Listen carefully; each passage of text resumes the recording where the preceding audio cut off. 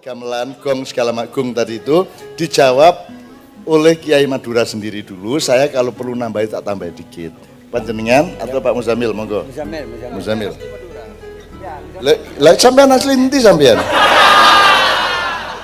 Kok ngaku sampean? Saya nanti punya cerita, Mil. Saya ceritanya. Betul Muzamil ya. Yang soal ya gamelan itu. Yang tahu Kiai Kanjeng kenapa nggak pakai gong jenengan ya? Iya nanti. Tapi soal itu syirik. Kan satu itu syirik kan mempersonifikan Tuhan, mujasima. Iya. Mujasima. Mosok gong disamakan sama Tuhan. Tuh. Nanti soal kenapa Kiai Kanjeng tidak pakai gong saya akan jelaskan. Tapi sekarang kok gitu itu syirik karena mengundang roh jahat segala macam toh? Gitu ya, itu Pak Muzamil. Baik, ya. Saya sekarang jawab secara fikih saja. Gitu ya. Karena saya ini lulusan Ma'had Ali jurusan fikih sama dengan Kiai Imam Bukhari. Saya ini satu kelas dengan Kiai Imam Bukhari.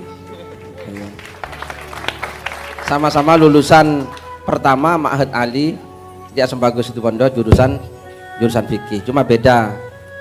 Beliau itu santri tapi jarang di pondok. Kalau saya santri sering di pondok. Karena beliau santri mondok tapi punya istri. Maka sering keluar. Di pondok maksudnya sudah punya istri. Punya istri sering keluar itu gimana? Kan istri salah satu syarat untuk keluar.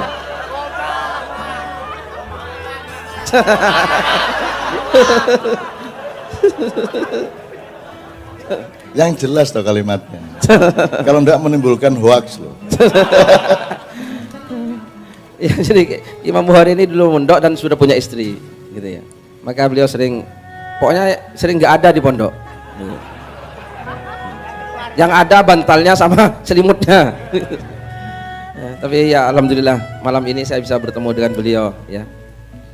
Nah, secara fikih gitu ya. Secara fikih memang alat musik itu ada dua pendapat. Gitu ya. Ada ulama yang menyatakan alat musik itu dimasukkan malahi, sesuatu yang bisa membuat lalai lupa kepada Allah, maka itu dihukumi haram. Tetapi ada ulama yang berpendapat alat musik ya belum tentu malahi, belum tentu membuat orang lupa kepada Allah, bahkan bisa juga dijadikan alat untuk mengingat Allah, maka dia berpendapat tidak haram. Jadi secara fikih ada ikhtilaf tentang alat musik. Berarti Kiai siapa tadi? Kiai Khotib di Peragaan itu, nggak usah bilang peragaan, itu peragaan, Perenduan Sumeneb, ya kan? Di baratnya Al Amin ke utara itu kan, ada pom bensin ke utara itu peragaan, ya kan? Ya, kalau peragaan lain, peragaan busana itu, peragawati. Yang sering keluar itu. Yang sering keluar itu.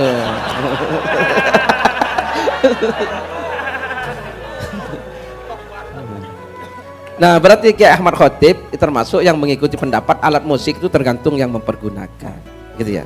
Jadi kalau dipergunakan kepada keburukan ya jadi buruk, kalau enggak ya enggak. Kiai Ahmad Khotib mengikuti Sunan Kudus yang leluhurnya mengikuti Sunan Kalijogo, gitu ya. Sehingga dia berpendapat alat musik itu justru bisa dijadikan alat mendekati masyarakat, gitu ya. Dan itu juga yang dipakai oleh beliau Mbah Nun ini, gitu ya.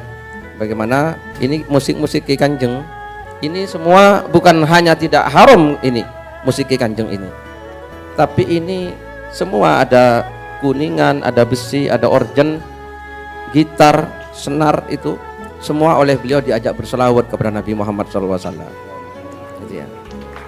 Ya kan?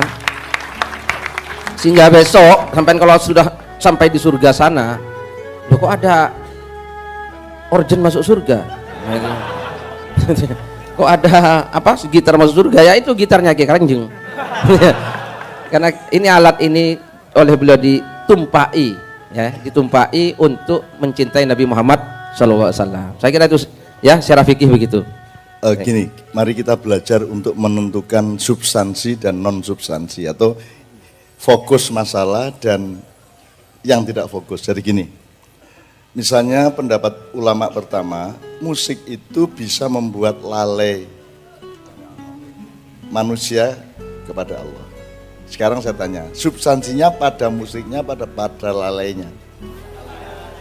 Kesalahannya terletak pada lalainya. Berarti kalau pakai logika itu, musik tidak apa-apa asal tidak membuat lalai.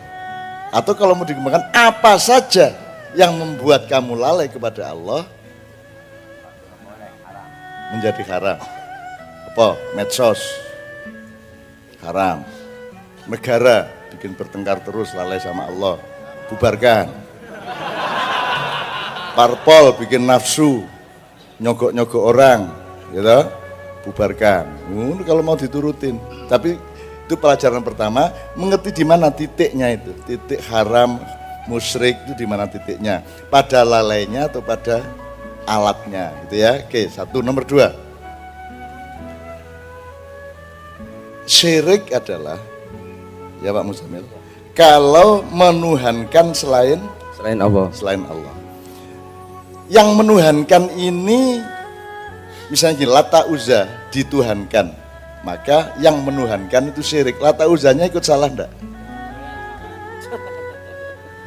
Lata Uzza masuk neraka gitu? Enggak toh, enggak salah dia. Jadi letaknya syirik itu ada di berhala, alat musik, atau di pikiran dan hati orangnya. Jadi syirik itu kelihatan enggak? Enggak kelihatan, wong itu pada anggapan orang dan konsep berpikir orang. Menuhankan itu kan peristiwa nilai, bukan benda. Yang bendanya musik. Jadi kiai yang mengharamkan memusikkan adalah orang yang tidak bisa melihat rohani. Dia hanya bisa melihat benda. Maka yang disalahkan bendanya, gamelannya, gitu loh Mas. Sama dengan ada tari, haram itu, pupune ketok, gitu kan? Karena dia hanya bisa melihat pupu, dia tidak bisa melihat keindahan. Aku enggak ngejek gitu tuh Mas. Karena dia yang tampak di mata dia hanya paha orang. Karena dia ngertinya itu yang kasat mata, yang material. Dia tidak bisa melihat keindahan yang enggak kelihatan. Keindahan kan enggak kelihatan. Kehusukan kan enggak kelihatan tuh Mas. Ya tuh Mas. Yang kelihatan kan gerak-geraknya sholat, tapi khusyuknya kan enggak kelihatan.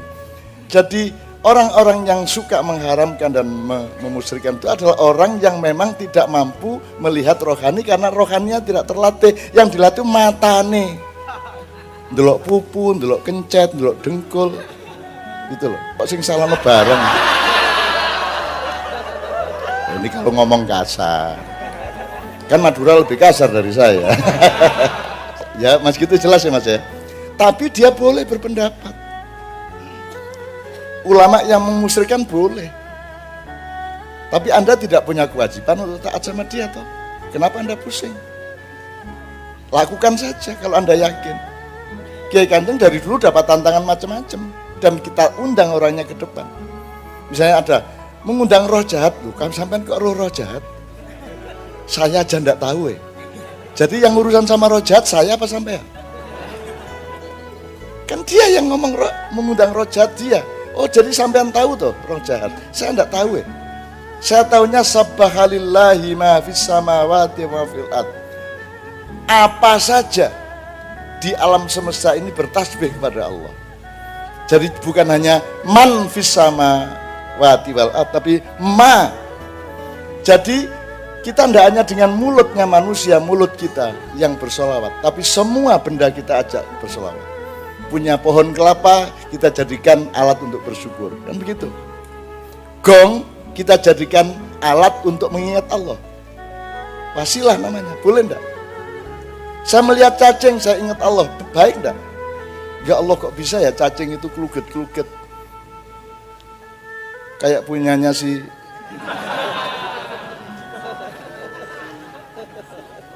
yang diharapkan oleh Islamiyah pada suatu hari.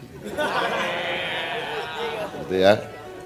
Loh, wong hidup itu justru Mas, temukanlah Allah di semua yang engkau lihat, di semua yang engkau dengarkan, dan di semua yang